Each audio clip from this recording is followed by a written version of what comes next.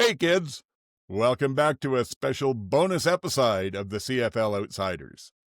I remain, as always, your 100% impartial, completely unbiased, and, well, still celebrating host, Oldman, shouting at clouds.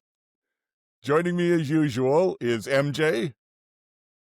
Hey everyone, I was looking forward to some chill before free agency, but the CFL has no chill right now. Apparently not. And also here, GT. Hey guys, nice to be back. Well, I missed you too. The other thing is, old man, my wife says you have to stop. You just have to learn to say no and stop enabling MJ and I. No. I enjoy this too. Yes. In fact, the goddess and I watch a lot of English television, and they always, whatever the series is, they do a Christmas special. So she says that's what we're doing. This is our Christmas special. Yeah, I know you tried to ignore our emails, but we've decided that there is enough going on in the CFL that this is worth doing a quick podcast. It may be short, but knowing us, it probably won't be. It'll probably go nice and long, so we'll see what happens. We're going to talk a little bit about sort of the league news and then look at where the teams are at as far as any player moves and things like that. But to start us out, MJ says that the grizzled old man, Philip Rivers, has inspired her to a game. So what do you got for us, MJ? all right. Okay, so unless you live under a rock, you must have heard that Philip Rivers is the new starting quarterback for the Colts. He has not played an NFL game in 5 years. He's 44 years old, 10 kids, 1 grandkid. He's out starting as their new QB. So my thought, let's play a little game. I have a list of 5 recently-ish retired quarterbacks. If your team crashes out next year, on a list of 1 to 5, who would you want to start? Okay. For your team. All right. So the first one, Henry Burris. Okay, and is 1 the top or the 5 One's the top? 5's like 5 hell no. is the least. Okay, Henry Burris, I'm going to play it safe and put him at 3. Leave myself some room. relatively recently retired. We're going back as far as 2017 with Henry, right? So I think he could do it. I'm just wondering who else around that time or sooner. Yeah, I'm going to put him at number 2. Ooh, okay. All right. Travis Lulay. There's where I've hurt myself now. Yeah, I think I'll have to go 4 as well. All right. Mike Riley. Okay, so that we're talking about them coming back now as the old man them. I don't know if Mike Riley can move, but he was a gamer, and I've got to save some room at the bottom, so I'm going to go number 2 with Mike Riley. And I'll flip it with Burris and go number 3. Okay. All right. Kevin Glenn. He can pick up a playbook fast. He can, and he'll get you through a season pretty good, but the playoffs weren't his one chance, got the broken arm. And no, he's got to go number 5. I have a feeling I'm going to really regret the last one. Well, it's either a really good one left or it's a really bad one left, right? So it's either the double R or nothing at number 1. So I'm going with Kevin Glenn at number 4. All right. And then our last pick, Darian Durant. Whoa. I wouldn't even put him on the list. And I guess I have to put him at number 1. All right. He's starting for the Riders. Well, I have no choice. All I've got left is number 1. Yeah. So Darian's the number 1. He's like number 1. Well, I just tried to pick people who weren't coaching because they wouldn't be able to come back. See, I like it. I had Ricky Ray as the number 1 guy. Like, I can't believe you didn't have Ricky Ray as the... Well, I had Mike Riley. That's part of the fun of the game. Yeah. You just never know. Yes. And if I'd seen the list first, I got to admit, Double D would not have been the top, but he probably would have come in about maybe third for me or so. So that's not so bad. I don't understand the love outside of Ryderville. I don't think there's the love for Darian Durant. I don't get it. I don't think he was that tremendous. He won them a Grey Cup. Other than that, I don't understand the love for Darian Durant. I had Anthony Calvillo down, and then I crossed him out because I was like, "Oh right, he's an OC. He wouldn't be able to just suit up." But then I put Darian. But Dane Evans recently retired, but he's not. Yeah, no, he's not Philip Rivers old. That was kind of the sort of range I was figuring that you would go with for the last one, and I'd be putting someone like Trevor Cornelius at number 1. At least Double D wasn't so bad. And I gotta say, GT, I'm kind of with you on that. Even when Durant was playing for the Riders, he wasn't my favorite quarterback by any means. He had hot streaks, and I felt like not so much. One of the things that used to bug me was he'd come onto the field every time the offense came on, and he wasn't running on or anything. He'd kind of slouch on and slouch off, and I didn't get it. But I can tell you, every Rider that I've ever heard that played with him absolutely raves about his leadership and what he brought to that team. I've not yet heard one of them say anything but, number 1 triple grade A top for Durant. So obviously in the locker room, he was important. Right. Yeah. And as I said, I guess I just never, maybe I watched what you watched. I don't know. I just never thought, I thought he was a reasonably good quarterback. I didn't think he was a tremendous quarterback. He won a Grey Cup. So have a lot of reasonably good quarterbacks. Yeah. So. Yeah. And he only won one. Kerry Joseph. Yeah. Kerry Joseph won one for the Riders in 2007. And so, and while he had a great career, I wouldn't have called him a great quarterback. Yeah, exactly. Even though I have his hopefully none of our teams crash out next year and we do not have to pull out from the alumni. Yeah, let's hope so. I don't know. They were talking about that on 3 Down, and of course, Dunk is a quarterback and loving Canadian quarterbacks, but he was just ranting. I'm sure maybe you guys heard it about how can they have someone like Taylor Elgrisma and the other young quarterbacks out there looking this good and they don't get a shot, and yet someone who has to have his walker on the field with him is brought back in. Well, that shows you again, it is what they say it is. It's a old boys club, and they're not willing to take a chance. That's the reason that so many guys don't get opportunities. Thankfully for us, we get to see them play, because otherwise they wouldn't be, most of our players would be south. Yeah, that's true. So anyway, other league news, I've got a couple of things, but we're doing this kind of freestyle. We're going to talk about the league and then the teams. And so whatever you've got, either of you want to start us off on anything from the league? Well, I noticed, and I think MJ had this on her list as well, is I noticed that the league just shut down the old leagueofficial.ca fan forum.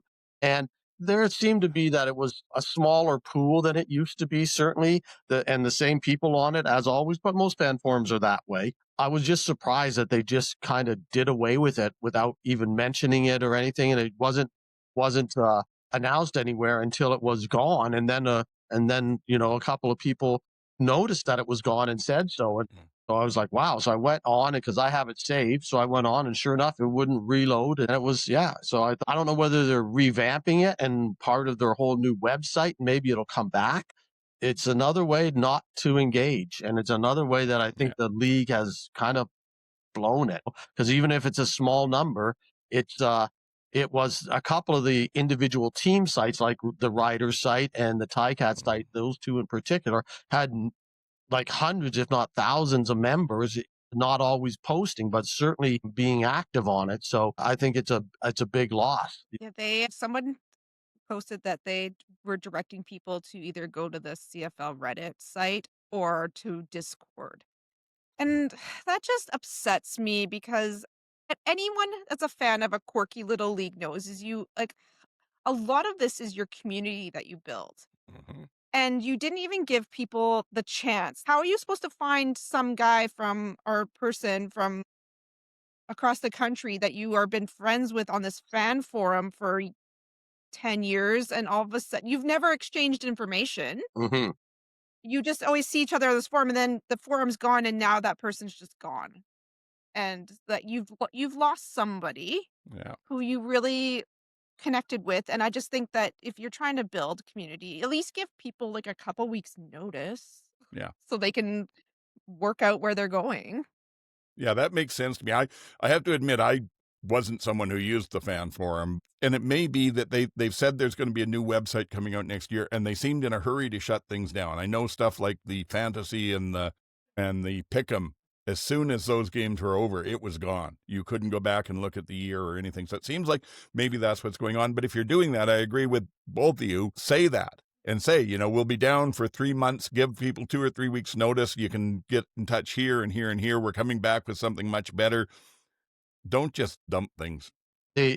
One of the regular members on the forum has set up a new, almost identical layout, and she said she goes by Gridiron Girl, and she said she set it up within a day of a few hours, just redid everything herself, and with all the same kind of buttons and everything else that you can, and layout. So you can find it quite easily. There was a post on Blue Sky about it today, and I went and looked at it, and it is almost identical to but that also says is how out of date and how bad. How was that somebody was able to redo it in 3 hours? I mean, how complicated a process was that? So the league couldn't have done that to just kind of sidebar it if you're developing something new and fancy. So yeah, I get it. Yeah, it's just it's one of those things. Yeah. I can look through Blue Sky, but if you've got the link for that, maybe send it to me afterwards, GT, and I'll put it in the show notes here so people can find it easy. Yeah, I'll try to find it. I'll try to find it in the post today, and I'll send it to you. Okay, that sounds good. Well, to keep from turning this into a real bitch fest right off the top, I'll say something positive in league news, and that is that the numbers for the Grey Cup came in, or at least the preliminary ones. I haven't seen the final ones, but they said the ratings for it was a little over 4 million that watched the Grey Cup this year. So that's impressive for this. Was that English or was that total? I have a feeling that's total. The article that I saw didn't go into a lot of detail, and they said that there were still some to be counted or to look at it, but the projections for the total viewing was going to be 4 million. So probably a 3 or so on English and about maybe even 1 million in French with the L's in it. Yeah. So. Oh, at least. Yeah. At least. Yeah, that's why I wondered. Well, that's a dream come true for them to have those two teams in the Grey Cup. Yeah. Yeah, you that if you can't get a good viewer number out of those two teams, you're in real trouble. Yeah, you're in trouble. Yeah, exactly. Okay. How about you? I'm going to save the schedule release for the last part of this news thing. Do you have anything else there from the league news? Well, I just to tie in a little bit to the schedule release, I don't know if you guys all watched, but every team did their schedule release, and some were class acted and some were the worst schedule release posts I've ever seen. So the top two. These two are the only ones I actually watched all the way through and really enjoyed. The BC Lions did a lie detector test with Nathan Rourke, and it was just hysterical. And it was it was pretty shady. It was like, they're so shady, and I loved it. It was a lot of fun. Nathan's earning his off-season marketing money for sure. Yeah. And now they have the 12 Days of Rourke going, where he does a little video every day. So it's been fun.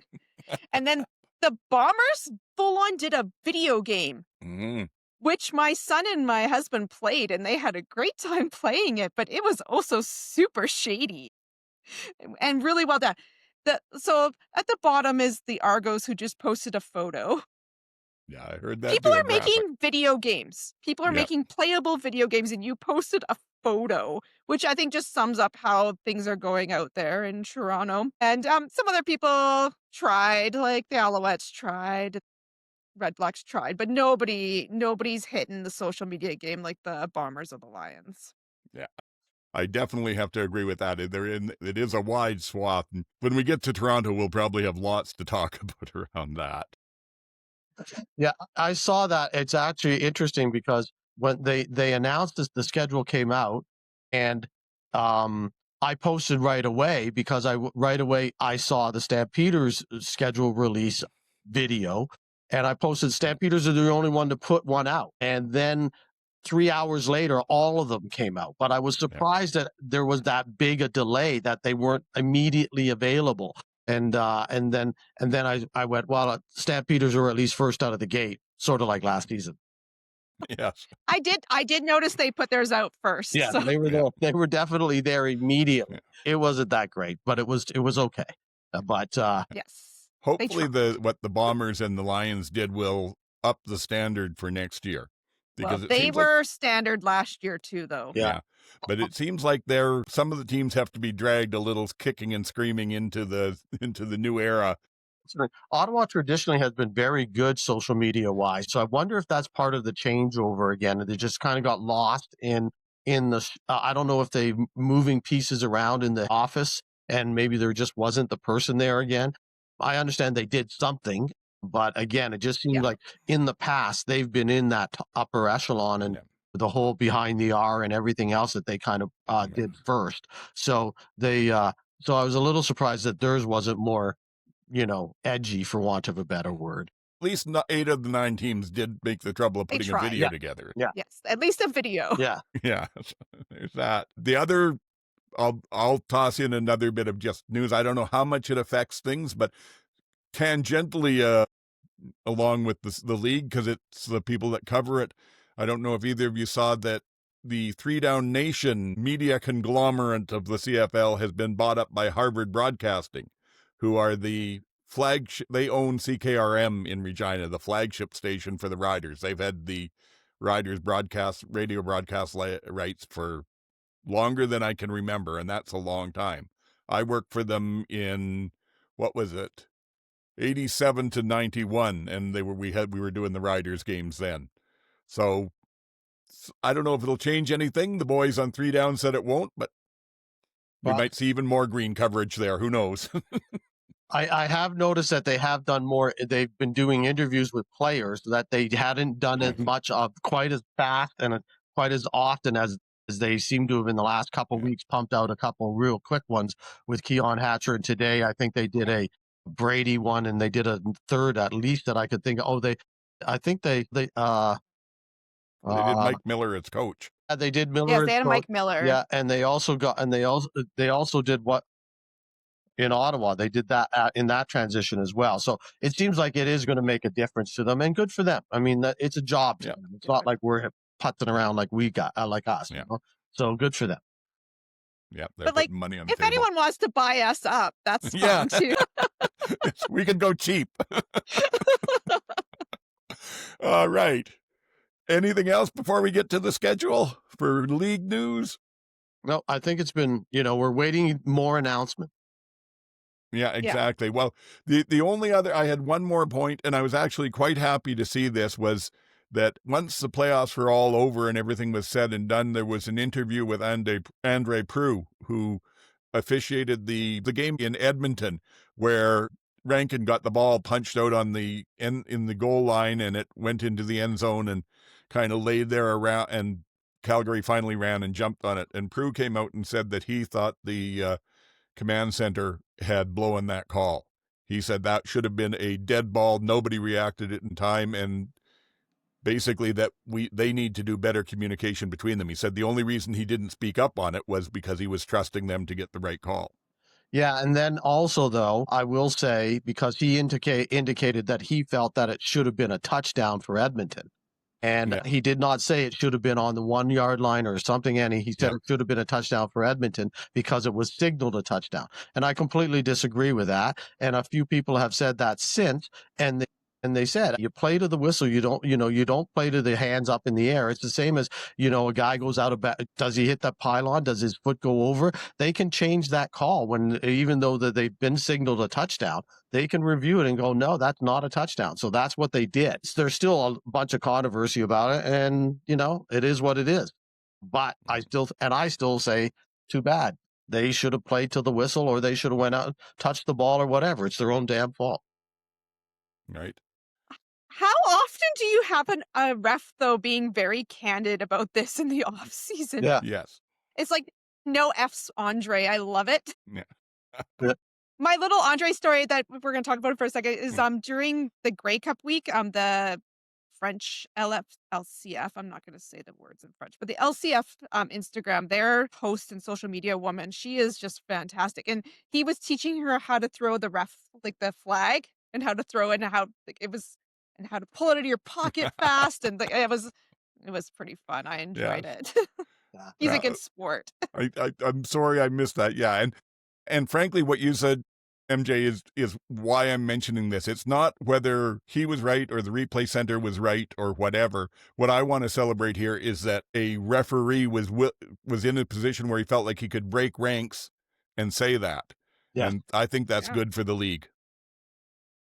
My opinion. Could Yeah, be wrong. Yeah. I Well, agree. I will say we give our refs a lot of hassle, but Yeah. in my casual NFL viewing of off-season of CFL, there's some very questionable officiating in other Yes. leagues, and it's not so bad here. And so, Yeah, for job, officials that people. aren't full-time officials that have other jobs and stuff. Well, and even without that caveat, I think in general the officiating we get holds on par with any professional sport I've seen, any of the other major leagues or anything, and is better than some of them, frankly. Yeah. Now, I don't watch as much other sports as you all do, but the bits I've seen, that's what the impression I got. Okay, so I think that's it. Other than, yes, the league announced the schedule back at was it December 2nd, I think, or whatever, but they said they were going to start having it put out on a set date, and they did it, which was very impressive compared to last year. So did you look over it? Any thoughts on the schedule at all? I did some number tallying, but I'm curious what the two of you thought about it in general. I think I'm in the Mike O'Shea camp. The schedule is perfect. Yeah. Because you know what? In other words, there's nothing you can do about it. You play the game that's put in front of you. You play the schedule that's put in front of you, right? And but that quote from him last year I thought was great. The schedule is perfect. It's perfect every year. Yep. So control what you can. Yeah. I'm trying to find it. Somebody calculated the kilometers that each team would have to fly a travel. And apparently the Elks are the sad losers with almost 10,000 more kilometers than anyone else. Well, I guess it depends on whether Toronto is flying back and forth for those 4 weeks in a row where they play out west, because that's the hook. They're actually in there. This is one of the things I did look into a few things on it that I will mention in Toronto, of course, because we're going to talk about Toronto generally, but in the schedule portion of Toronto, they are it's wacky. So they're road games this year, quote unquote, air quotes, whatever, road games. There's no mention of what games in Saskatchewan or Winnipeg are the road games, whether it's the first game they're there or the second game they're there. There's no mention of it on the CFL site. There's no mention of it in the Argos thing. There's no mention of it in the Riders thing. There's no mention of it in the Bombers thing.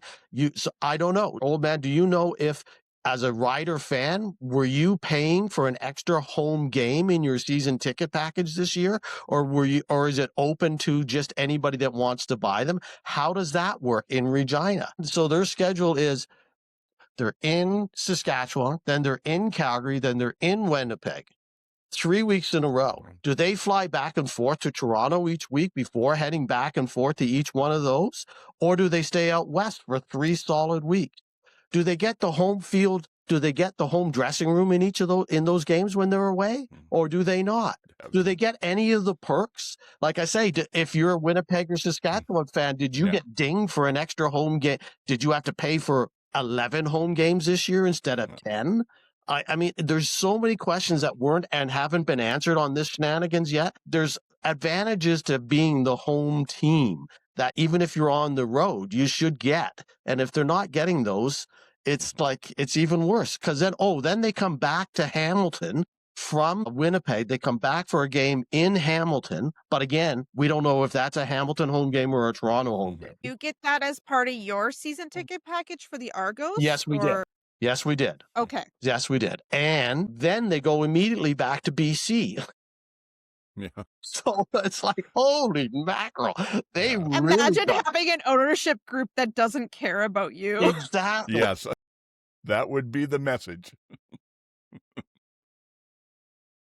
Way better World Cup schedule than Toronto did. Toronto got of the two, between the two cities, Vancouver got 2 Canadian home games. Toronto got 1. Vancouver got I don't know, England and someone else. But they've got Germany or someone. They at least got a major draw. Toronto might get Italy if they get lucky, but there's no confirmation of that. So again, Toronto, for everything they gave up, they got nothing.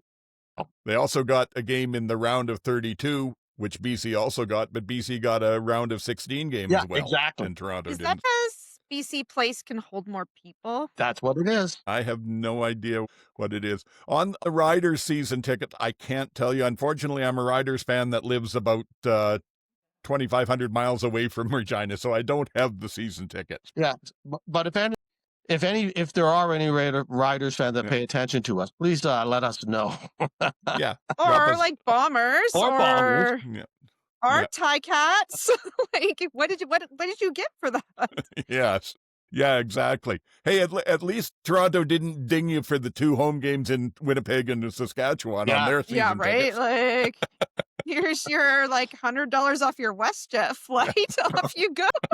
Yeah. Well.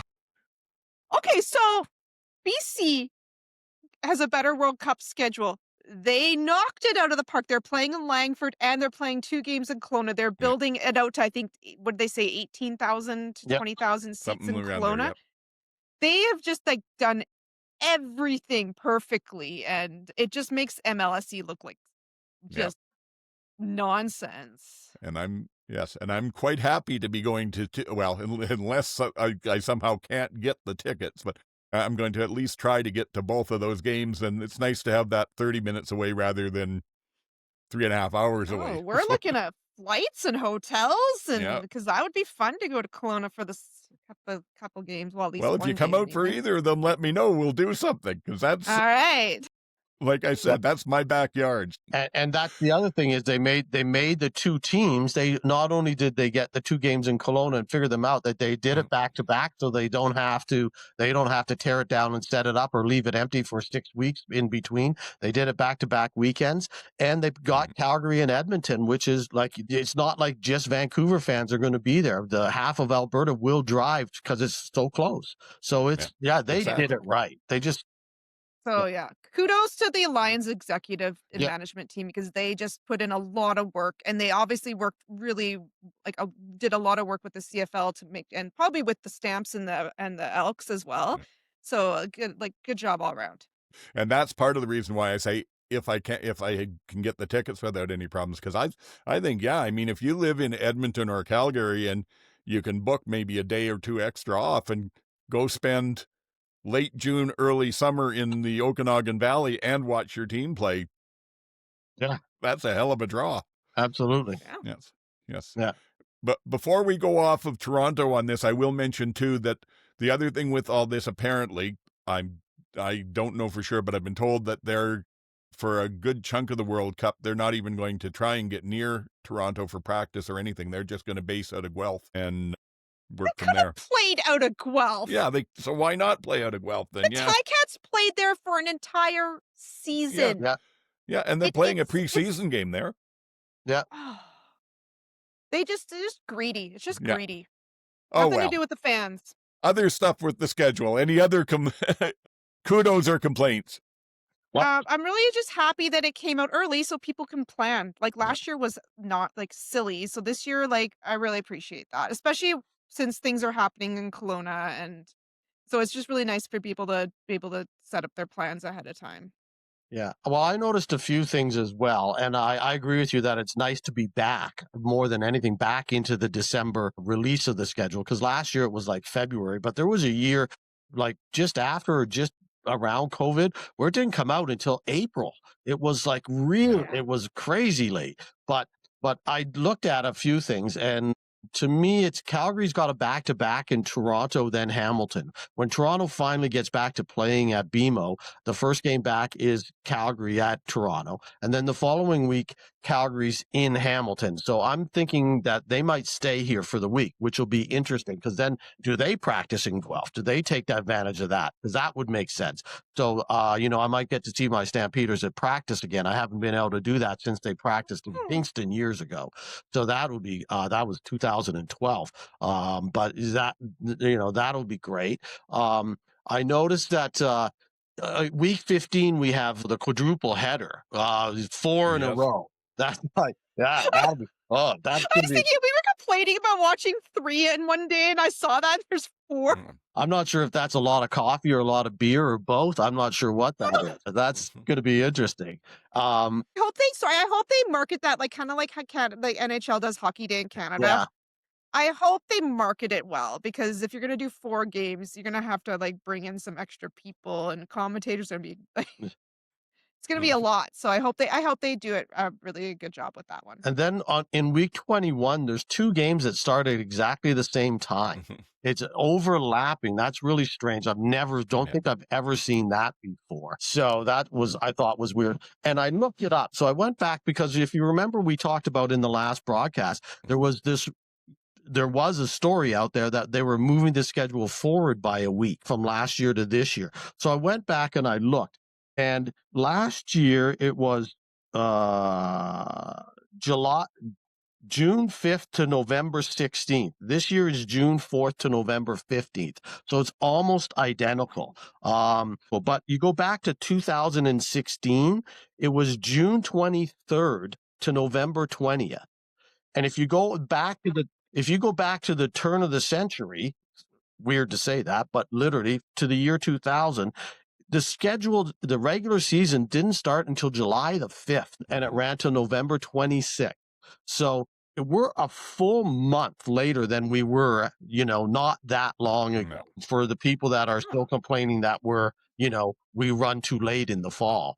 And we're only 12 days earlier than we were then. And that includes a third bye week now that we didn't have back in those days.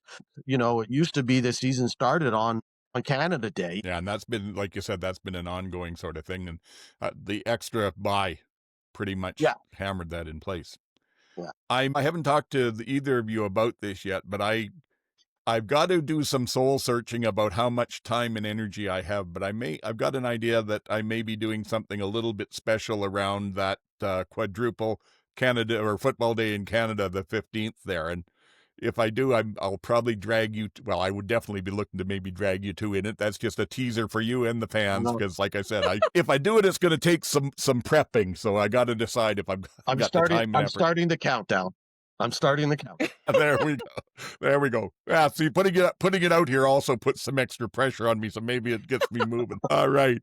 Yeah, the other back-to-back that was late that I was disappointed to see that our Grey Cup rematch back-to-back takes place Thanksgiving Day and the next week. Yeah. We've got Saskatchewan and Montreal and back-to-backs in those games. Well, I was disappointed that it was Saskatchewan, Montreal on Thanksgiving, that it wasn't Ottawa, that tradition that they kind of got going, that, it wasn't, they weren't able to continue that. That's, and I did see as well that the Stampede Bowl is back. Yeah. And it's the Argos this year. Yeah. Oh. All right. Just in case you wanted to circle the date. Yes. I do. I had so much fun this past year at Stampede Bowl. Yes, and who knows what the Argos will be. Yeah. So, like I said, I crunched a few numbers on it. My opinion, there were a couple of teams that were treated not as well as the rest of the teams. And frankly, that almost comes down to definitely Calgary and to some extent BC. Because I meant to do the Thursday night games and I didn't get that far done, but people always talk about the short weeks. How much does that impact you? So this year, the teams playing a game on 4 days rest. Edmonton, Calgary, and BC all do that 3 times through the season. Montreal and Winnipeg do it twice, and the rest only do it once. So there is definitely an imbalance there.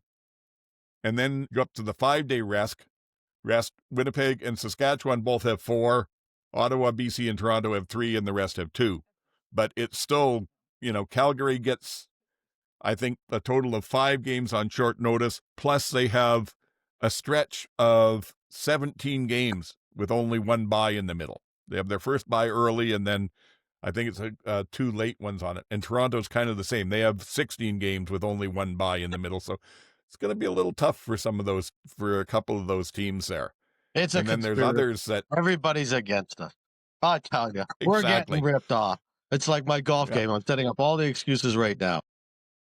Yeah. Well, yeah. People will be going after Hamilton because they don't have any, or no, they've got the 1 4-day week. They've got they're trying to give 2 them 5-day weeks, which is the to. least. And Schedule's perfect. so they just no excuses if they don't win it all. We're running about with the good schedule. Like I said, to me, the schedule, it is, as we've said here, great that it's out early. People can start getting the tickets, although, again, I don't know with what will happen with in-game tickets for regular stadiums and that, but I'm told the BC ones for Kelowna here won't go on sale until February, so I'm just going to stay on top of that.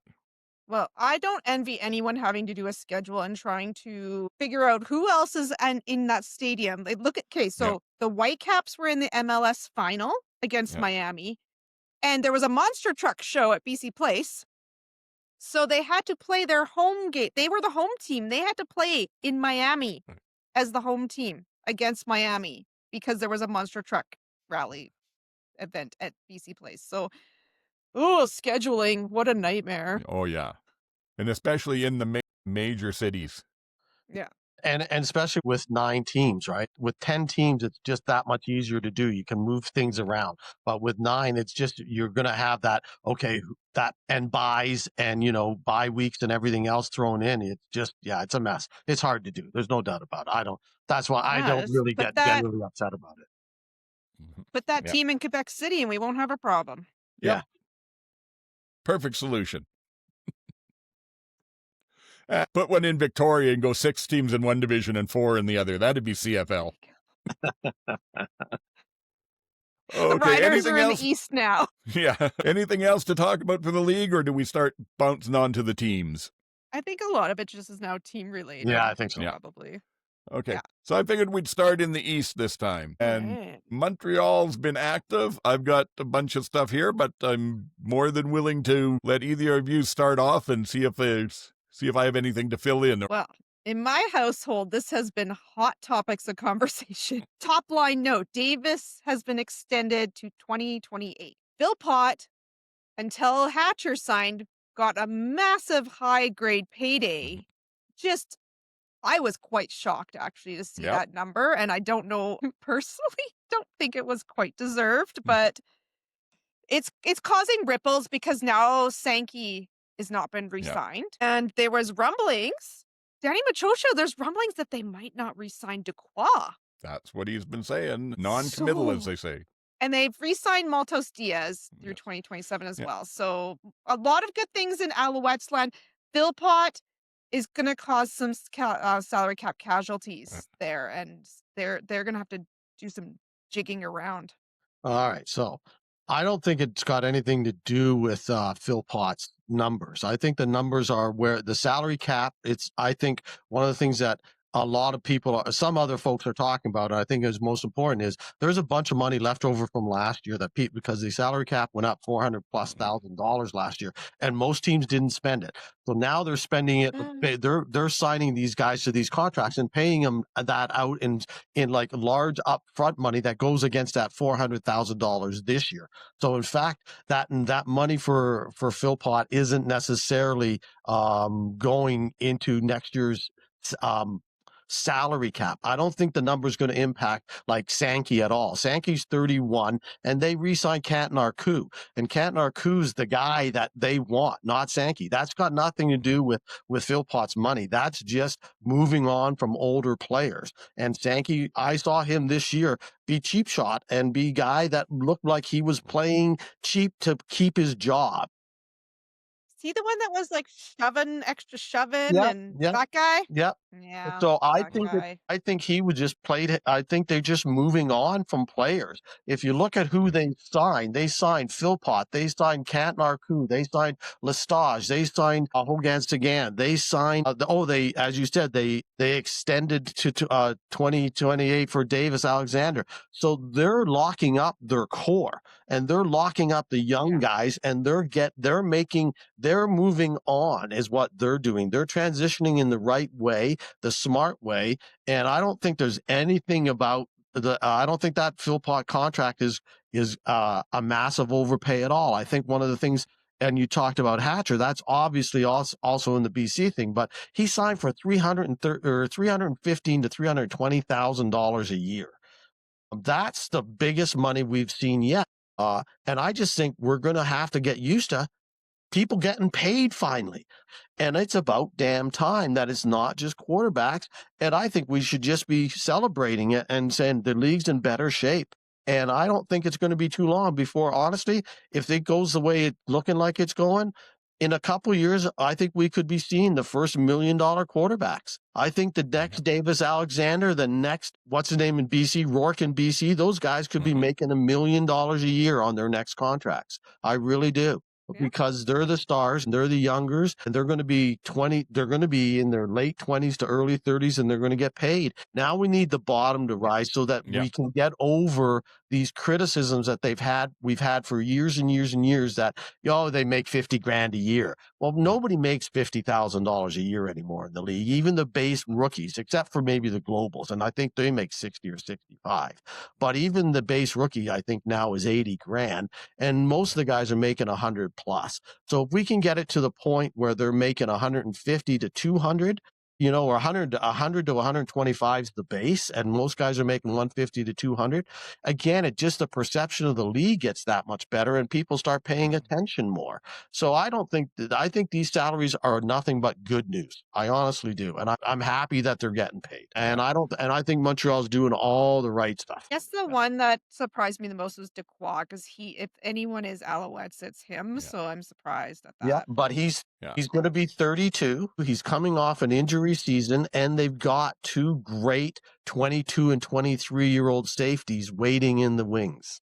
Two waiting in the wings. They're like BC. They've got safeties upon safeties. They don't know what to do with their safeties. They got such good guys. So, yeah. Well, to what you were saying about bringing the bottom salaries up, I agree with that, because regardless of where it's at, and frankly, I can't think of the names right now, but I do know that over the last 2 or 3 years, we've lost 3 or 4 very promising young players who just retired because they said I can make more money out in the real world. So anything that helps with that, I'll agree with. Is Philpott worth it? I don't know. He's signed for 2 more years, 265 and 270, or no, 275 the first year, 285. So he's going to be the highest paid Canadian receiver unless something weird happens. I mean, Emilus is still out there, and I'm not sure who else is as far as Canadian free agents. Is McGinnis signed or unsigned? I think when they signed him last year, they did 2 years. Okay, so I could be wrong. He'll move back into that upper echelon next year if he continues, right? Also, though, they paid Lesage on the O-line $240 for his first year, signed him for 3 years, $240 going up to $260 in the final year. So, they're definitely moving up there. Yeah, and again, I think that's because they anticipate the salary cap going up so that those numbers are not going to be as scary as they sound, because we're used to be, oh my goodness, on a $3 million salary or $4 million salary cap. But it's going to be 5 or 5.5 or whatever. So you're going to have money 6 now, or 6, whatever. But you're going to have more money is my point. And so these numbers are going to grow, and you're going to hear about them, and they're going to be like, what was big numbers are now middle numbers, and the big guys are going to get paid like what we think is astronomical numbers for CFL guys. It is good for the league, and I do like it. The other thing we haven't mentioned that was I thought the story was kind of buried and could have an impact on the team next year is that their O-line coach, Luc Jordan, I always struggle with his name. He's been with them as the line coach, I think, since he retired in 2019, and they've said he's stepping away from the team.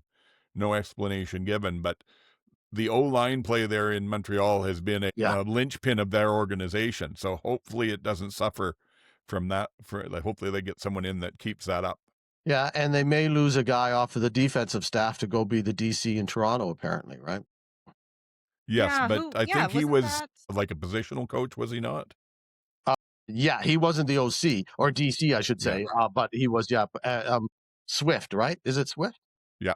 Yeah, I think so. I believe that's it. I've got it down under the Toronto stuff here. Quick. Quick. Swift. Okay, close. I was in the right frame. You were in the right ballpark there. Yeah. Sure. Greg Quick, Greg Swift, Taylor Swift, Taylor Quick. Who Taylor knows? Swift. I'm a quickie. Oh, scheduling news. There's the Bombers aren't playing on Taylor Swift and Travis Kelce's wedding. So Zach will be able to go. Yeah. So it's nice of the CFL to do that for him. Okay. Anything else for Montreal, or do we? Two things. One, GT doesn't care about this, but I think it's interesting that I like the NFL workouts because I always think it's interesting. Because I think not that they're going to necessarily sign, but I think this is good leverage for them when they need to start asking for more money. But Travis Thies has been working out with the Vikings. And McGill says the turf needs to be replaced and that it was so bad last year. There was a hazard and they had to pause games to fix the turf. But I don't remember them pausing to fix games to fix the turf unless it happened on TV timeout. Yeah. Maybe I heard the quote I heard was said they had to repair it during the games, and I wondered if maybe it happened at halftime when we weren't seeing it or something. But I never remember seeing it. Yeah, I've never heard anyone. I didn't hear anyone complaining about the turf layer that they complained about at McMahon for years. So interesting. And I think the number was 1.75 million that they said it was going to cost to do, which is, we had heard back when these rule changes got announced that it would cost well over $1 million for the teams, for the schools to have to adjust their fields. So it kind of rolls into that ballpark, and of course they're gonna, everybody hedges their money. So I wouldn't be surprised if the 1.75 is really 1.5, but nonetheless, it's a lot of money that, that the Alouettes or somebody's going to have to pay. Somebody said that. Do they replace it? Do they try to patch it up for 1 year and then change it all when they're changing all the field dimensions? Or are they going to have to replace it coming up for the season and then change it again? They made it sound like it's immediate, but I can't believe they would do it twice. Yeah. So unless they put on painted markings so that if they replace it and then do painted markings so they can change it a year later with just the paint rather than stitched in. Yeah. That's what I was going to say. I have a feeling that as some of these fields get replaced that are dual use, they may get rid of the embedded markings on the field and just go back to paint because it makes it easier with that. Yeah. The only other surprise that I got of the whole Montreal thing was about 5-10 minutes ago when we started this, and MJ, you said big news in your family, and I thought that you were going to start with the Maltos re-signing automatically. Yeah, well, sorry, Davis Alexander overshadowed that a little bit. In most places, but I thought maybe in your house it wouldn't, because I know he's got a real fan there. Is very, very happy that Maltos Diaz will be back through 2027. Well, all right. I also just, speaking of Montreal stuff, immediately when Davis Alexander signed, I thought to myself, oh, well, I guess that kind of throws out my theory that he might be getting NFL looks, because he re-signed for the extra year, because I posited that or posted that when we talked around Grey Cup. And then like last week, there was an article in 3 Down about how he may yet go to the NFL and, he might work. And I was like, oh, wait, maybe I wasn't so far off after all. Yeah. Well, I would assume that even though he's re-signed, he's still open in that NFL window. So yeah. I think that Montreal was one of the more active teams, but I think that sort of covered it off. So we'll slide a little west across the river or whatever and go to Ottawa, which was not nearly so active. I've only seen 2 re-signings there. The running back, Attaboy, and Dino Boyd at tackle. Has anybody else seen any other movement from them? No. Dinwiddie, but I guess they're just doing front office stuff. Well, Condell's been interviewing with the Bombers. Yeah. So and Rider fans are very hopeful. Yeah. I think oh, Brady, what are you doing, buddy? Like, yeah. When we get to Winnipeg, we'll talk about that. But there was news today which tells me pretty much Condell won't be the OC there. Yeah. Well. Yeah, I just had as part of Dinwiddie. They announced Dinwiddie, but they haven't announced, other than William Fields staying as their DC, they haven't announced any of the other coaching staff positions. You kind of assume that they're waiting for the fallout in Toronto and who Dinwiddie can bring with them. But at this point in time, it's a little surprising that they haven't announced anybody else. They're also still messing around with Drew Brown because there's been a lot of talk about. I saw two different stories about Trey Ford's bonus coming due, and yet I'm pretty sure Drew Brown, who negotiated with the same agent and got almost the exact same package as Ford did at the same time, he must have a bonus coming due as well. So they've got to make a decision there relatively quickly, and that's been relatively quiet. We've heard nothing more out of Dinwiddie or anybody else in the organization about what's going on with him. So I think, that's about the only starting jobs in my mind that's up for consideration throughout the whole league, because the other thing that I had in my, kind of league-wide notes was the general carousel of quarterback carousel that happens every year is now over in starting quarterbacks because every team's re-signed. I mean, the fact that they, that Trevor re-signed in Saskatchewan, Bo re-signed in Winnipeg or in Hamilton, Cody in Edmonton. It just means that now there's not a starting quarterback job available anywhere. It's now the carousel Except for Ottawa. Except for maybe Ottawa. Exactly. Except for maybe Ottawa. And then the backup carousel is going to be the most interesting part as we get into free agency. Like, you look at the names, you got Crum, Ford, Mayer, Powell out of Hamilton. Does he want to stay there? He's a free agent, or does somebody else come along for him? PJ Walker, is that a guy in Calgary still, or after the injury, does he want to come back? There's a lot of questions. I mean, and there's a lot of teams that need backups. They don't need starters, but almost BC needs a backup quarterback. Calgary needs a backup quarterback. Almost every team. So those guys are going to get paid, and they're going to have, it's going to be a bit of a bidding war and interesting carousel of the backup quarterbacks around the league for sure. When Arbuckle's contract up, does he do a bonus? No, he signed through this year. Yeah. Is he do a bonus though? I'm wondering. So this is my conspiracy about Ottawa, is that Ryan does not seem very sold with Drew.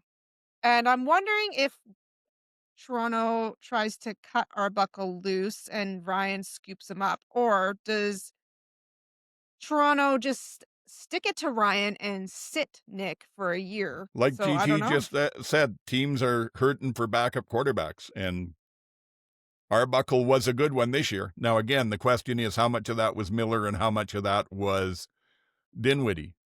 Yeah, and we're kind of we'll see, right? Yeah, That's the question now. We may as well just slide into Toronto because they're the next team there anyway with it. And as far as player re-signings go, they didn't have anything of note. Ryder Varga, who's a good Canadian linebacker, and then Jordan Herdman-Reed is a backup Canadian linebacker, was the only thing I could find for them. But everything else, they're all over the place because I guess technically it happened since our last broadcast. So if anyone only gets their CFL news from here, Ryan Dinwiddie left Toronto and signed in Ottawa as the GM and head coach. So there's been a lot of moves since then.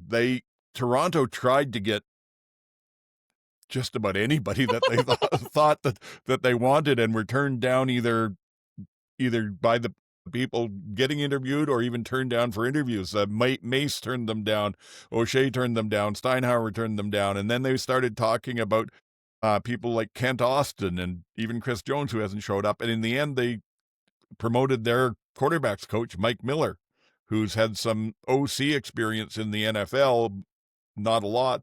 And then he's been up here for a few years, and he's going to be the head coach and offensive coordinator. So, I mean, Dinwiddie was a quarterbacks coach when they hired him, so it could work, but I don't know. And then they brought in Huffnagel and Barker to help with the football operations side of things. They've gotten rid of Murphy. Gone. Their one coach that they did have under contract for this year was Shivers as DC, and they've gotten rid of him. Which is good. Yeah, I think so. Like GT said, they're supposed to be Greg Quick coming out of Montreal as the coordinator, but yeah, it looked like for a while they were going to be always a bridesmaid, never a bride. They could not find a match there. Well, so what do we think of where they ended up? I'm wondering if some of why some people refused to interview with them is that it sounds like they were like ride or die with Chad Kelly. And I think there's some coaches who said, I will not play with him, or I'm not going to coach him.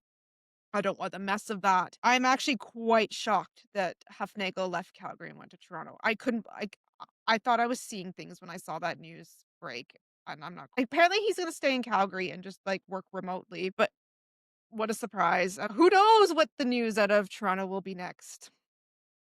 I think first of all, yeah, I agree that they went through a lot of names. I think some of that was smoke, some of it was real. I think some of people were saying no before they even got asked whether they were to be there.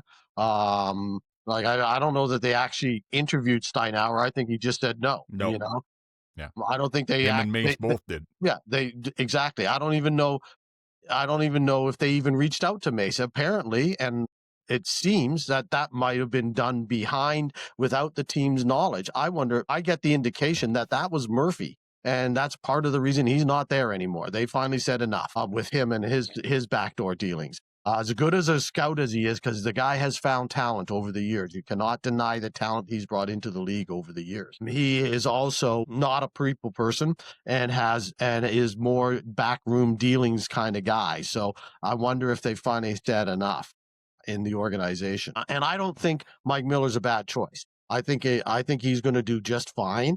I think he's going to be a good coach. And I think once they got down to who they were interviewing, actually interviewing, not just talking, but actually interviewing, I think he was the best choice to make.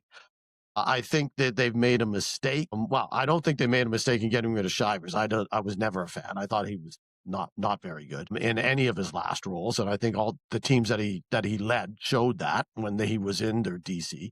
I think they should have just stuck with Ivan, though. I don't think bringing Quick over is the right move. I think they should have just handed the reins to Ivan and let him go. But we'll see how the rest of the staff turns out.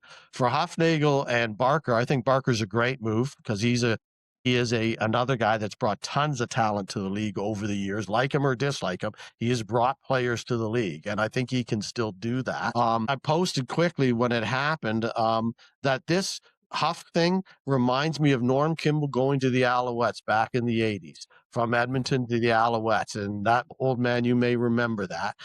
They were in complete disarray, and Edmonton was coming off of 5 Grey Cups.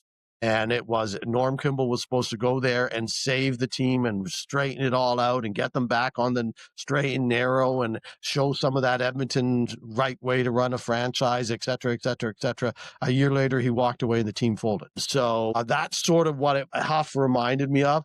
And also, I think Huff had run out of time and energy, and his place in Calgary was done.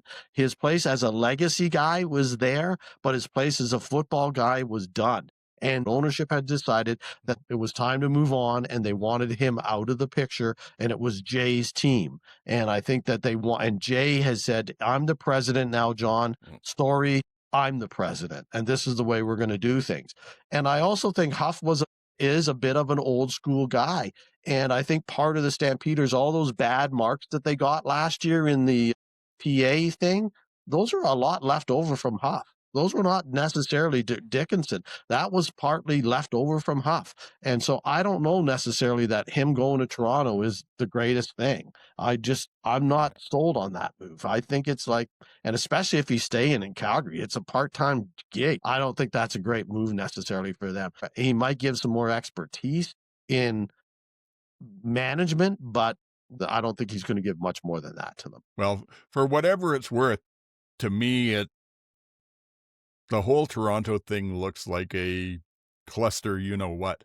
I feel like the reports that came out when Dinwiddie left about how understaffed they were, how they're running on a skeleton staff, all the problems with that, the PR problems that they've had for 2 years around Kelly doesn't help with them and everything.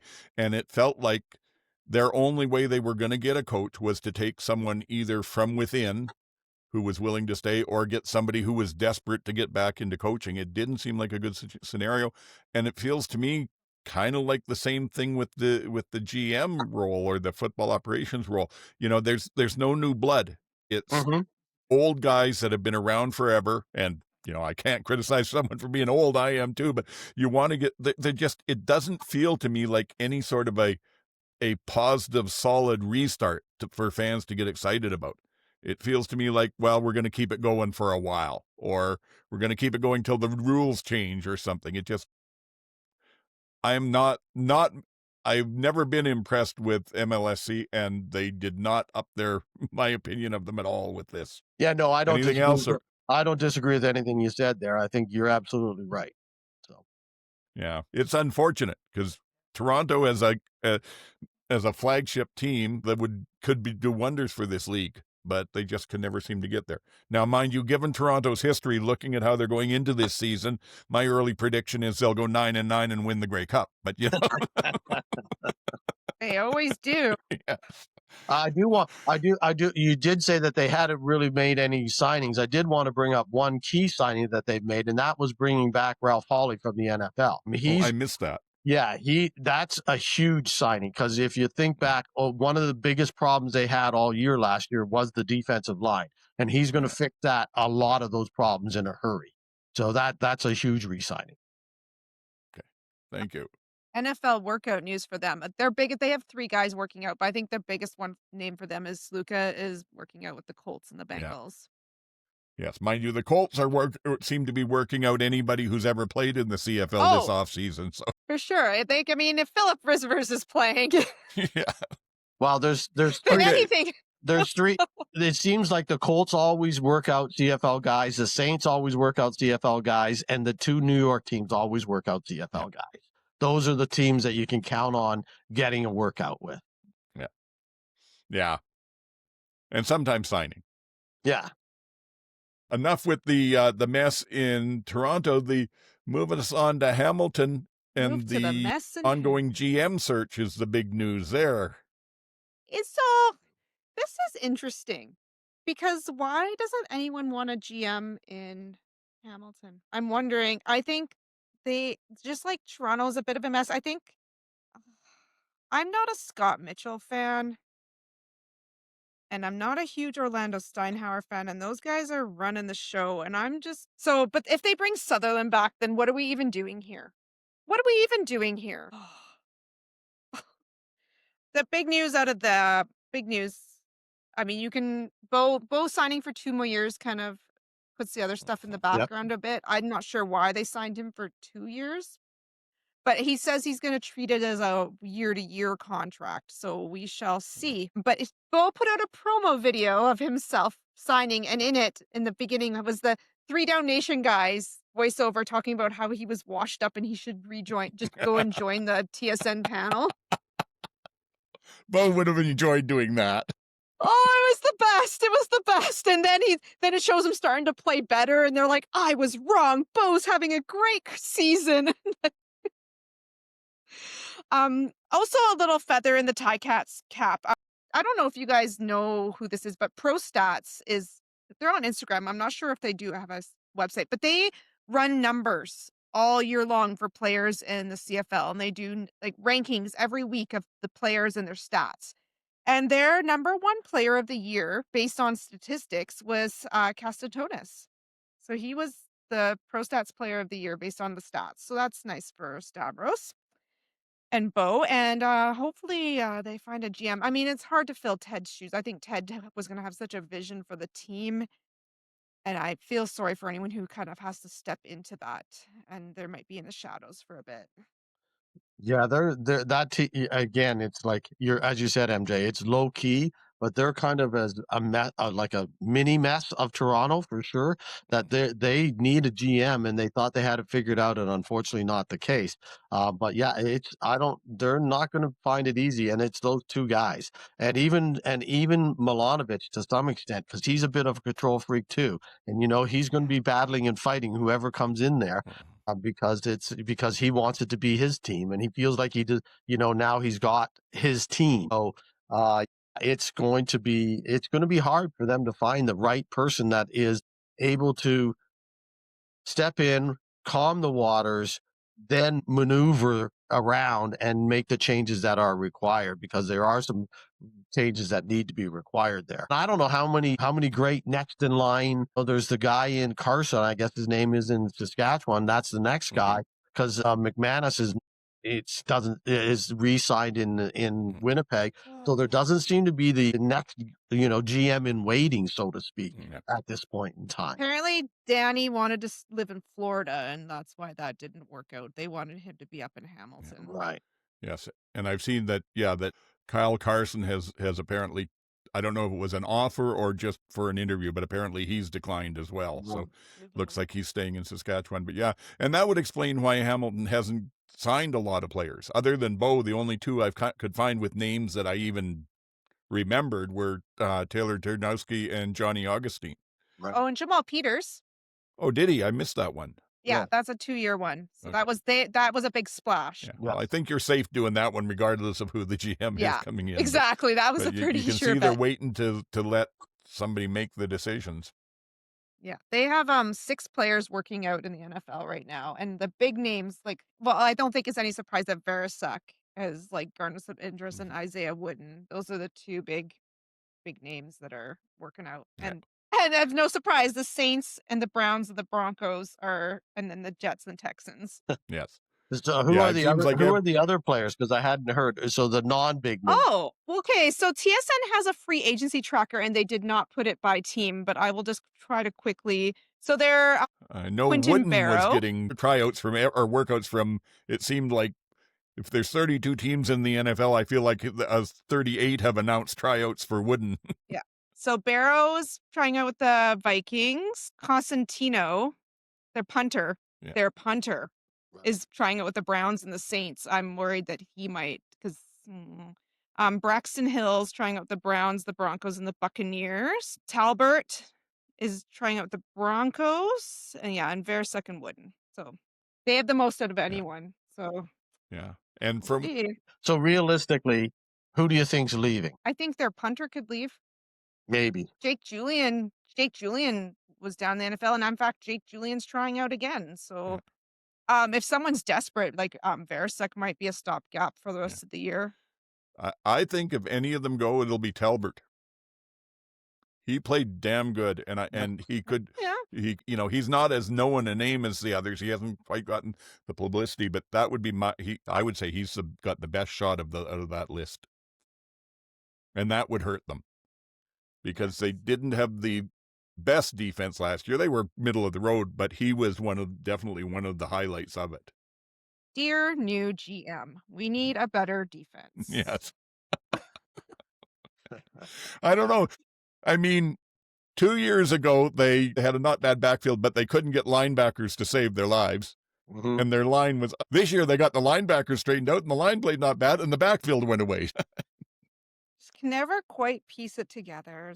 Tycast. All right. Anything else before we jump over all the way to the west? Nope. We'll trundle up through Thunder Bay and along the main highway there through Kenora and into Winnipeg. Anybody want to say anything about Winnipeg?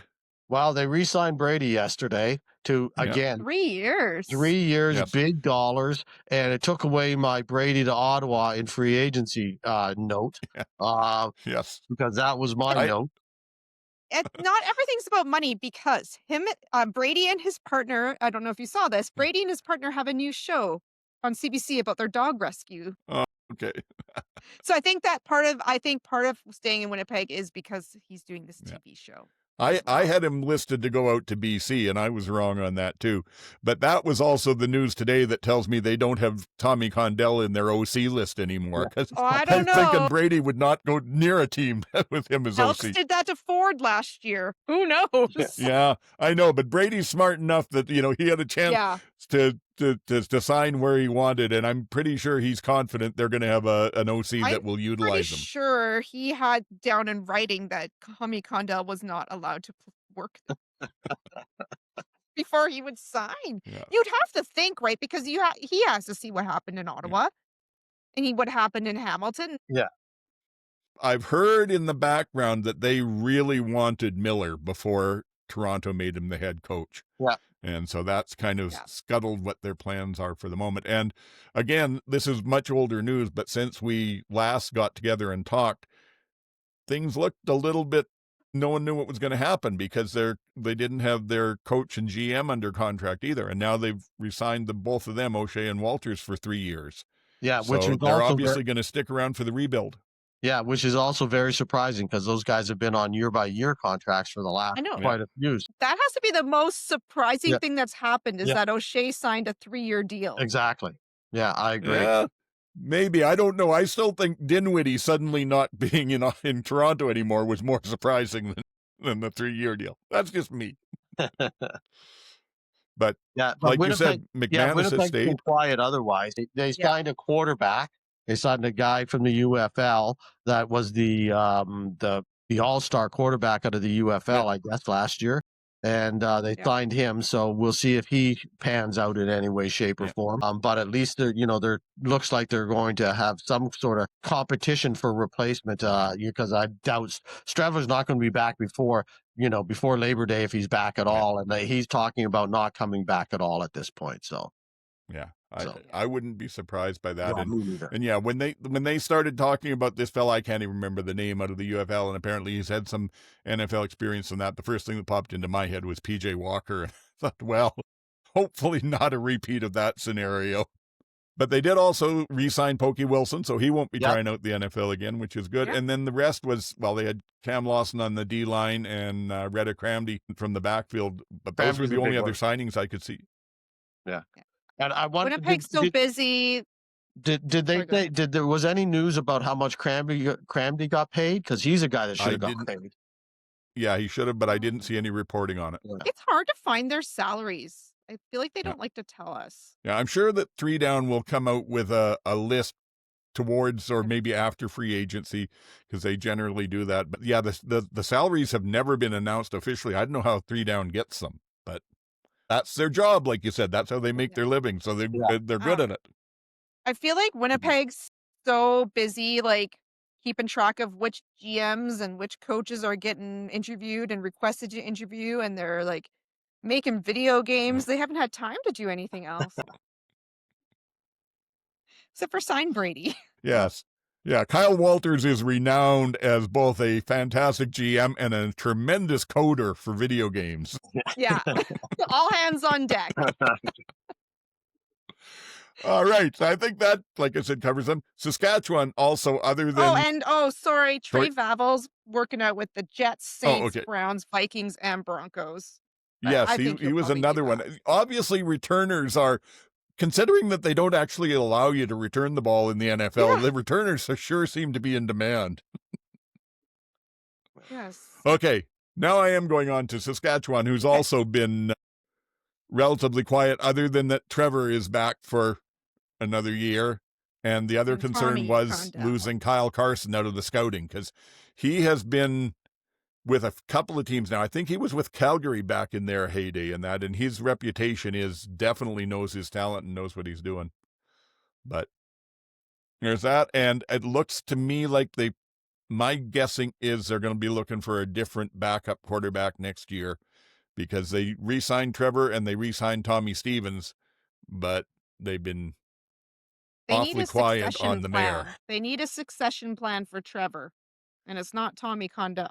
Tommy Condell. No. Oh, no, Tommy Stevens. Yeah. No, definitely not Tommy Condell. But, definitely not Condell. But Condell might be a better overall quarterback than Tommy Stevens. We don't know. Well, who knows? Because Tommy is a one-trick pony, but we're happy to have him. And, yes. Yeah, and actually they keep saying their succession plan is Jack Cohen. They are big on him. So maybe that's why we're not seeing anything looking at Mayer coming back. Maybe they put Cohen in as number 2 this year. Could be. Who do you think's going to pick up Mayer? Any guesses? Oh, I don't know. There's like GT said, there's lots of teams that need him. Winnipeg, if this I would be putting somebody other than this UFL guy in my bucket if I was Winnipeg. And again, I think he's going to end up in Ottawa. Yeah, could be, but if Taylor Powell decides to go somewhere else. Yeah. Taylor can't be happy that Bo signed for another 2 years. No, I wouldn't think so. And and who knows it all depends what coaches or OCs think they can still squeeze something out of Mayer. Maybe he doesn't end up anywhere. Yeah, he might be like Cameron Dukes and just spend half the season waiting. Yeah. Yeah, exactly. And the only other big name out of Saskatchewan was they got Hardrick back, which was good because he was a force this year and got the O-lineman, a most outstanding O-lineman. But other than that, it was Awachi, who's a fullback who's good.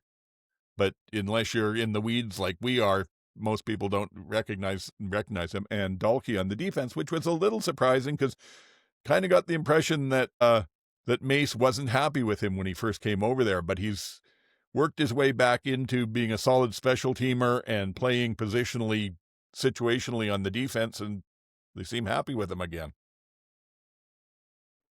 Anything else from either of you, or? No, I just had my notes said Saskatchewan was pretty quiet. I mean, the three teams in Saskatchewan and Alberta both were all pretty quiet. So all I have is that Dante Myers is working out with the Vikings, the Bears, and the Moose.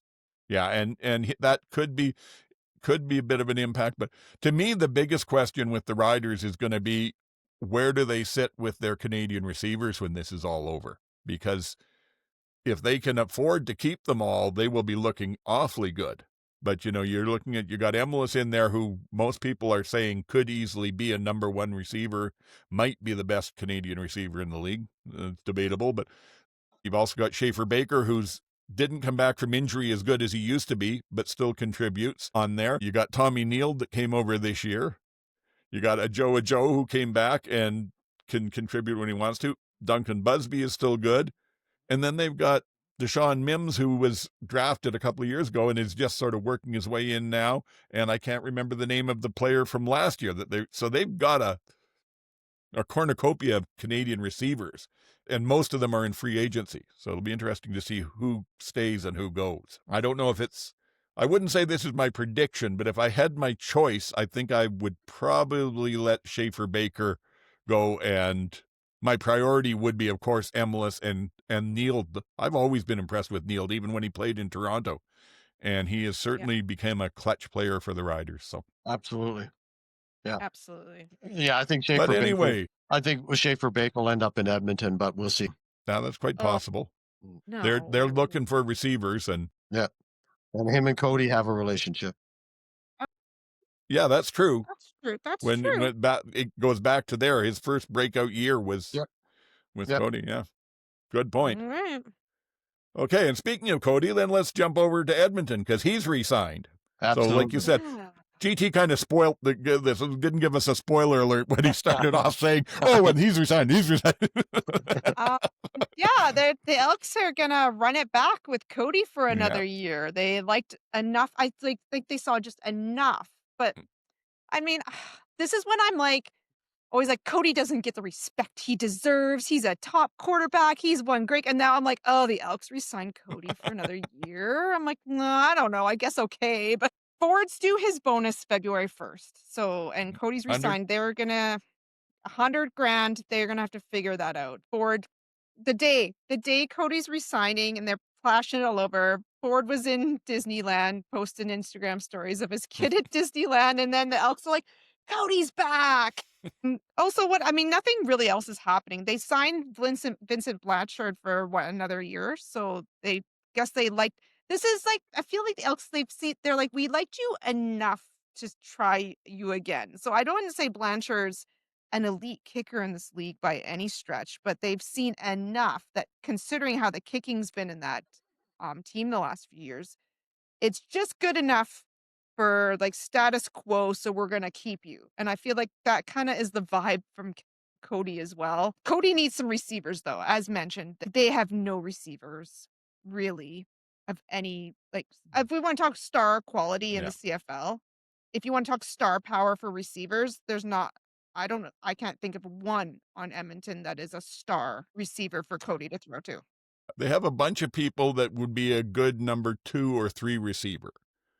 And I include, who was it? The Dunbar in that. He's good, but he's not a number 1 even if he comes back with it. And neither is Gittins, and neither is, who was it? Came over from Montreal. Drawing a blank. The 2-name guy. I don't know what the expectation is here, because it feels like it's just like kind of run of the mill, and I don't think they're shooting for anything. So I don't know. I don't know. Well, they seem like they're happy with their defense in general because that's where they're doing the re-signings. I was surprised that they re-signed Robbie Smith as quickly as they did. Yeah. And there was no mention of the money that actually I heard that I think I read he's making the same kind of money again. So they paid him that $270 last year and they're going to pay him again next year, even after coming off of a down year and an injury. They signed Terrell Ford, which a lot of people said they weren't going to do after Trey getting on the out, but Terrell re-signed, and again they signed him to pretty big dollars last year, so they must have paid him again this year. So they're throwing some money around too, and again that all goes back to that salary cap that I talked about earlier. I think that people are getting paid finally. Yeah. They went all in on Rankin as well. Yeah, they paid Rankin a lot of dough. Yeah. So they've made some decent moves. They just haven't made the big ones yet. Oh, there's still that whole linebackers question that we talked about last time around too, what they're going to do there, right? So it's going to be interesting. And they're just looking for a backup quarterback. If they don't re-sign Trey, they could pay him the $100,000 as a signing bonus against this year's cap, and then only pay him 100 to 120 off of next year's cap, and he's making 220, which is what backups make. So he's going to probably have to take a pay cut no matter where he goes. So it just depends on whether he wants to stay in Edmonton and take a pay cut, or whether he wants to go somewhere else and take a pay cut. That's reality for him. Yeah, and I get the impression he's as far as he's concerned, he's done in Edmonton, which I can sort of see. So they might get him back, but I'd be surprised. Mark Killam even kind of was like, Trey will be great for the CFL, basically like on some other team, not this team. Yeah. So, if they don't want to pay him, if they don't have much other options, because they say, okay, so is Dustin Crum better than Trey Ford? Are we going to pay Dustin Crum $250 and we got to pay $225 or whatever, $240 for Trey Ford? Maybe they decide to stay with Trey Ford. Maybe they just do. Maybe they can, and then Trey goes, whatever. I mean, I'm making $240. He's does he honestly? Maybe he's at the point where he doesn't even care anymore. Maybe he's just like, whatever, I'm getting paid, man. I'm going to Disneyland. I'm taking pictures with my kids. I'm getting paid. That's all that matters. Honestly, that's kind of how it feels right now. And it's really too bad. So maybe maybe he's checked out. Who knows? Yeah. Does he even want to play? That's the question that he needs to ask, and all the teams need to ask. Does this kid still want to play football, and how badly? And that's the decision on whether he gets another job, period. Yeah. And if he doesn't, and if 6 other teams decide that they don't think he's worth the money, then he might as well just suck it up and play in Edmonton for $225 if they give it to him. But do you want to even give that to him if is checked out like that? Like, my impression is, and again, this is stuff I've seen through the media and everything, so it's hard to say, but he does strike me as someone who is competitive and wants to win. And I just think he feels like he's been screwed around in Edmonton over and over again and has no interest in being there. And I think that's where I think it'd be a mistake to bring him back, because I don't think, even if he's got the potential to be a good quarterback, I don't think that organization can bring it out of him right now. Yeah. But I could see him going to, who knows, BC maybe as a backup to Nathan, because they're somewhat similar. Yeah. Yeah, Mazzoli's a free agent, guys. Yeah. Oh, yeah. There's somebody that's going to get signed. Yes, I think he may be on his way to coaching. I'm tracking that so closely.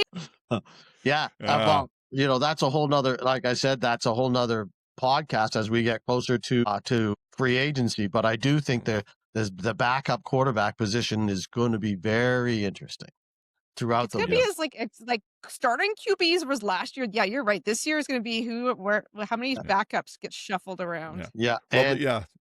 Because there's a lot of teams in desperate need for them. So there's questions around a couple of people that are getting a little bit up there in age that, do they have another year? I think that the ones that's being asked about do, other than, again, Zach, and as long as O'Shea's in Winnipeg, I think Zach stays as the quarterback until he's can't crawl on the field if he wants to. But, other than that, Brown, like you said, Brown, injury prone in Ottawa, don't know. And Kelly, in Toronto. We have not seen him on the field since his injury. He's Mike Miller's saying he's the starter. And we'll have competition, but he's our starter. Did that injury actually impair him physically to the point where he can't perform the way he used to? Which is why the Nick's not going anywhere. Yeah. And they got him locked up, and he's under contract. And he publicly said after the Grey Cup that it's Chad's team, and I'm going to be the second guy when Chad comes back. So he publicly said it. He's not like he's hiding from it. So it is there. But that's all we've digressed off of again. Yes. So, but let me just say, when I said earlier, though, about the defense, they've also signed, besides Robbie Smith, they re-signed Noah Curtis and Noah Taylor on the D-line, and Brandon Barlow. And along with Tyrell, they signed Cordell Jackson in the backfield as well. So they've got pieces of the defense they're obviously happy with. Yep. Yeah. And I think worrisome for them is that Jake Julian, as we mentioned, Jake Julian's trying out with the Saints, and he's played down in the NFL before, and he came back and signed like a 2-year deal with the Elks, but he's down there working out again. Yeah. Well, that's the thing is that they've got Cody Grace lurking there too as an unsigned free agent. So it's not like they don't have somebody that can't step in. He got injured though, and I'm not quite sure if he's back or if that's still an issue with him. But Cody Grace is, if he is able to, then he is lurking in the wings for sure. Okay. So then we slide down the highway to Calgary, and I imagine you'll know a lot more news here than I was able to pick up, GT, because it looked very quiet. The only thing I had was them re-signing Bryce Bell on the O-line and Clark Barnes at receiver. That's it. That's all they've done. Okay. And and they've been real quiet. I think that again, and other than the Huff news, and I think that's a bit of an organizational thing. So I think they are I think they're just going through the head office and that kind of stuff and figuring out what they want to do there and how they're going to manage the team going forward, rather than worrying about signing players other than what they can do as they come up. They're not, really stressing about it. And that's sort of Dickinson's, he did a lot early stuff last year, but this year, I think he's more in the mode of, okay, we've got a team. Now we've got to be more selective rather than just get any guys. Now we can see whether we want to keep these guys or not and who we want to keep. But I think the two signings that they did have are both important. Clark Barnes is very important. And Bryce Bell is nice to have back because he's a Swiss Army knife on the offensive line. He was injured all year last year, but he can play 3 different positions. And I think he's important to have back. And he's a glue guy and a leader as well. So I think that those are both good signings. They've got a couple guys, on your NFL circuit. They've got a few guys. The big one, of course, is the defensive lineman. That I think that's the guy that they're going to miss the most if he does sign in the U.S. Although I think he's only had one thing. Damian Alford had 2 quick ones, but we've heard nothing since in the last month-ish. They were very early. The same thing. Hicks, I think, was also going to have one, but I don't know if that ever happened. So there's not Jalen Hutchings. Yeah, Hutchins has had 2, I think. Again, Cleveland. When you were trying. Yeah. And Hutchins has had 2, I think, and one of them, of course, was Cleveland. And again, I don't know that it's been quiet since then. If anybody signs, I think he's the most likely of all the players this year. He's the most likely to actually end up getting a contract and sticking around for at least most of the year down there. And I'm not talking about to play this year. I'm talking about to play in next season. So, but anyways, that's it. So they've been real quiet, and we'll wait and see. I think there's some players that they need to sign, but until you're close to free agency, there's so much time left that I don't worry about it until the week before free agency. Yeah.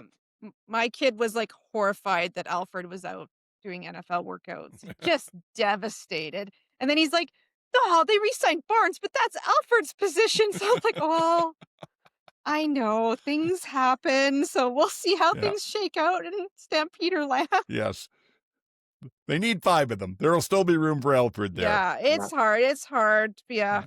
Yeah, Yeah. when your favorite player is on the out, a little bit on the outs, right? Yeah. Hey, it's part of the pain of fandom. He will learn as he Yeah, grows. he's learning. It's been actually kind of fun because I'm like, oh yes, Yes. buddy, I know.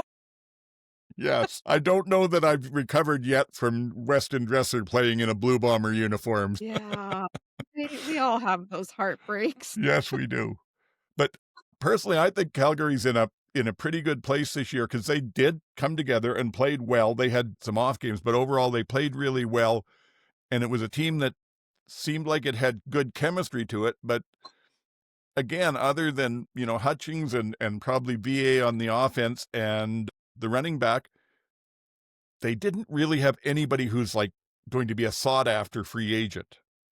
They had got a a few. bunch of guys that work really well together. So if they want them back, they can probably get them. And to me, that's what they need to do is they need to put that starting team back together and then work on building up their depth because that's what cost them Yeah, last year. They absolutely. just Yeah. when Yeah. people started going down, they didn't have replacements in a lot of it. So Yeah, and I've been very concerned about their Canadian linebackers last year, and I think that that's where they need to focus.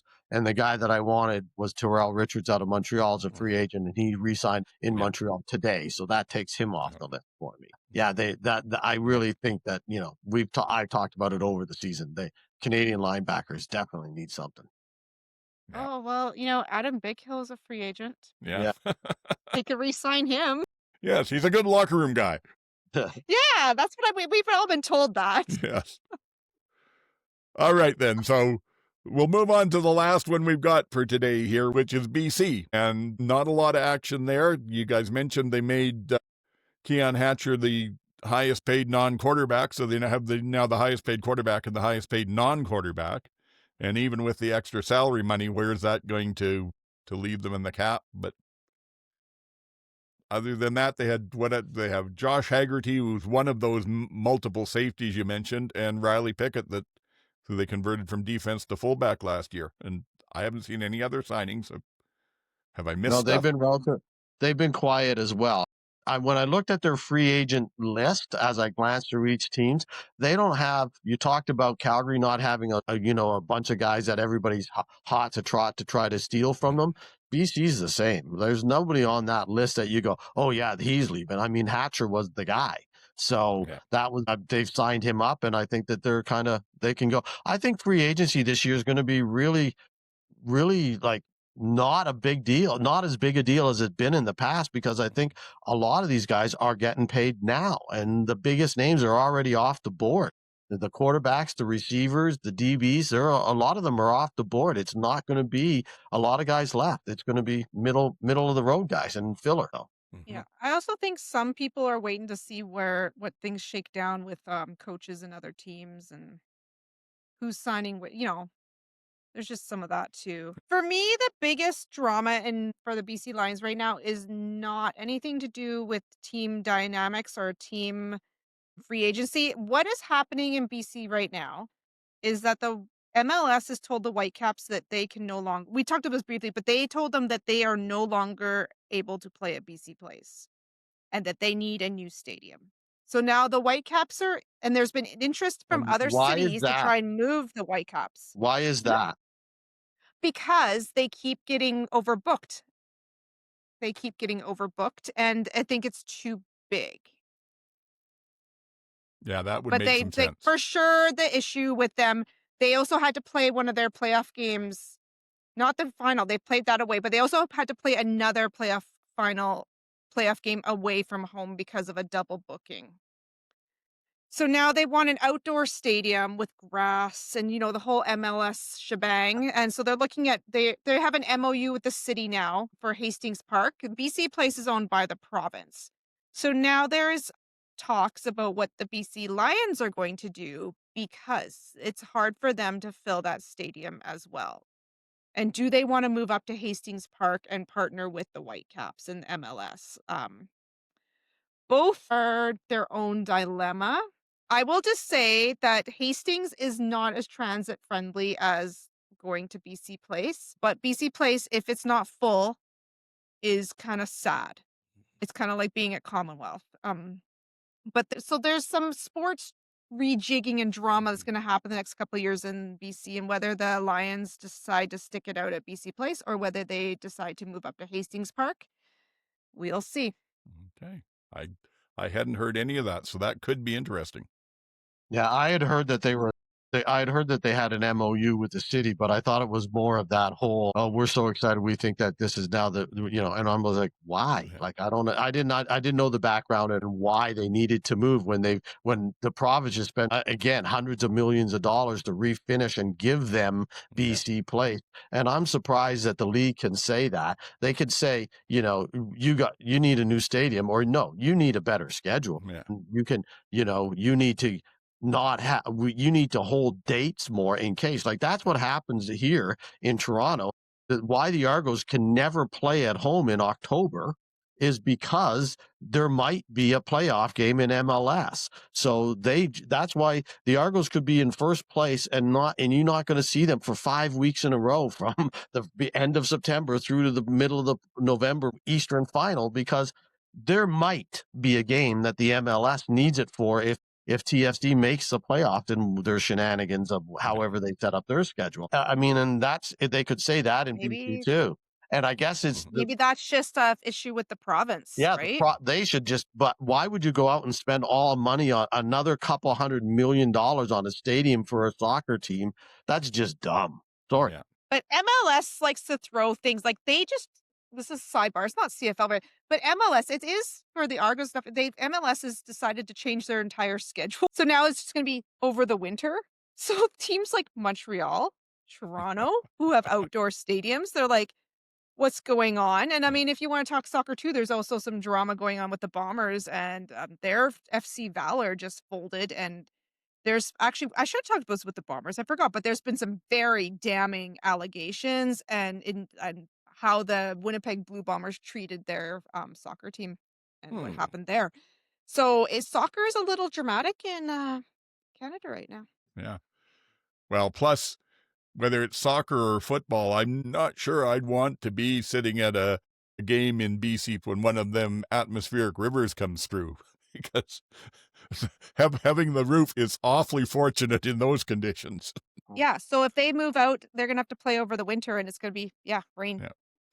And just like this last weekend, unless you've been there for it, it's like one of those Texas monsoons where it suddenly starts coming down, and it couldn't come down any faster. It's a wall of water. I mean, for the Lions, it's not as big of an issue. Like, I was in Vancouver when BC Place was closed, and they moved us all over to Empire Field, which was a great stadium. It was intimate. I had the best time at Empire Field. You can see the mountains in the background, and the stands were really loud, and it was a lot of fun. I enjoyed it there. Yeah, and with all those temporary, I went to a few different games when they were down in that one, and with all those temporary stands, people got their feet pounding on the metal, and I was one loud. Of those people. So who knows? If they do a soccer stadium or a small one, I would like to see them do almost the same sort of plan they did in that temporary one, because that was part of what made it so great. It was small, and you felt like you were right on top of the game. It was fantastic to watch. Well, with the new field, it's a new field, they can do it together, at least, if nothing else, right? Yeah. But then, well, we'll just have to. You just have to put up with the you're ruining our turf nonsense from the soccer guy. And moving the sides, like the benches for everyone's games. I think that's it. Apparently it's a good thing. Ow, there goes my voice. I think that's it. So anything else to wrap up before we're done, or have we given the audience enough of a treat, an unexpected treat of our smiling faces here? Yeah, no, I think it'll slow down for the next week or so over the holiday. And then in January, we're going to have the apparently open to the public almost CFL Board of Governors meetings, very transparent governors meetings, and that'll bring out lots of news, and that's when we'll probably get back together. Yeah. That'll be I think that's just before the free agency too, isn't it? So we'll have a much better idea of who's re-signed and who hasn't. I think we're still a month apart at that stage, but it's pretty close. I thought the governors meetings were like mid to third week of January, and free agency is middle of February. So Yeah, and see, I was thinking, my thinking was sort of the same. I thought it was third or fourth week of January, and the legal tampering opens, I think, on like February 7th or something. So, okay, can we do a favor? Because because otherwise you're gonna get me again going off on. Let's not use that term on this podcast. Which term is that? That one that you just said. Because there's no, it's a ridiculous term that somebody invented. The legal tampering window, yeah. That the league allows to perpetuate and allows, and people don't get, because then they hear it and they hear it and they hear it, and it sounds Mickey Mouse, and it makes the league sound Mickey Mouse, and yet it's not.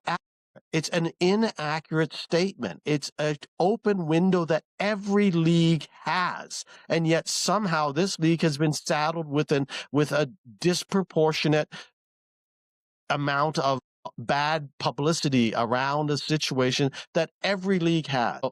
It drives me crazy. It makes me nuts that purported real media, including those guys that just got paid, being no longer a podcast but a media outlet, still use and promote. It's not right. Don't use it. If you want to promote the league, stop using degrading terminology about the league. That is not inaccurate, and it's a degrading terminology about the league. It's not accurate. Sorry, that's just me. That's just me on a rant. I get it, and believe me, I appreciate the passion, and you make good points. So I will try to not use that term. I'll try not to slip into using that anymore.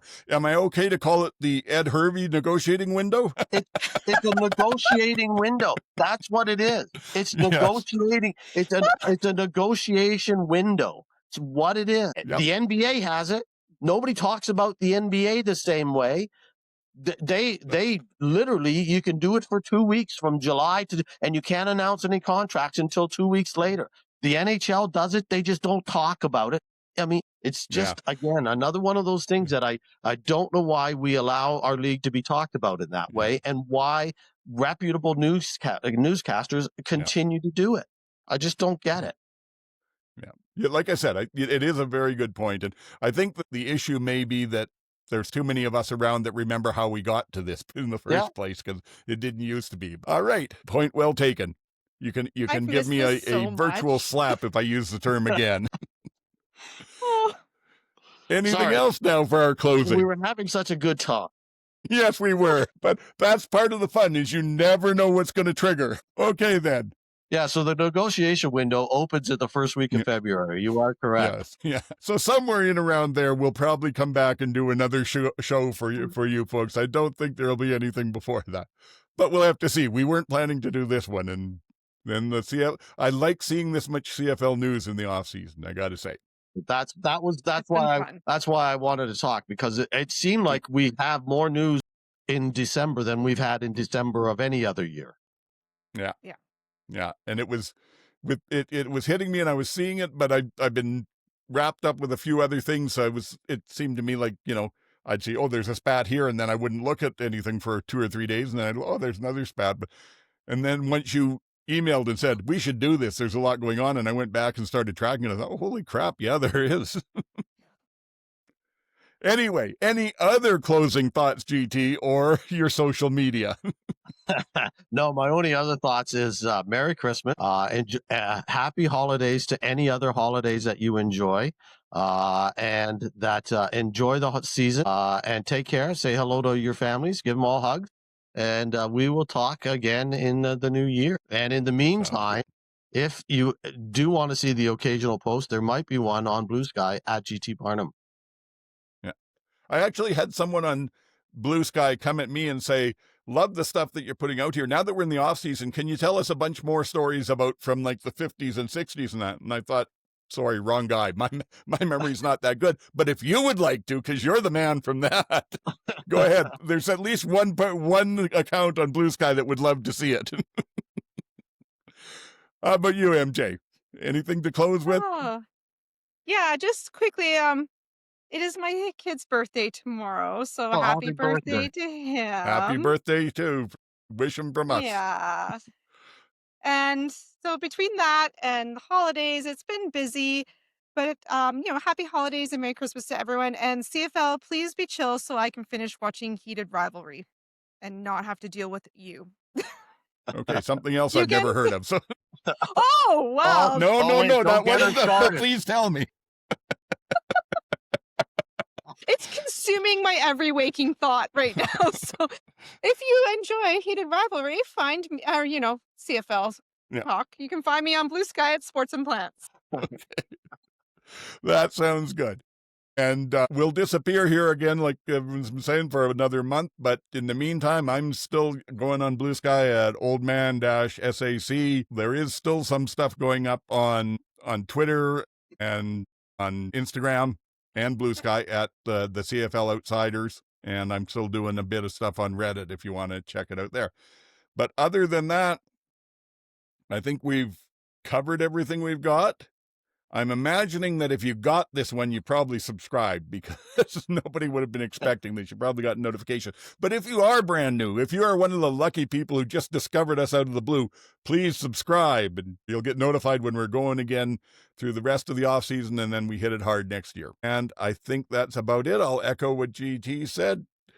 Merry Christmas to all that celebrate it. Happy holidays to those that celebrate something different. And hopefully the year ends better than it's been. For GT and MJ, this is Old Man saying, get the hell off my lawn.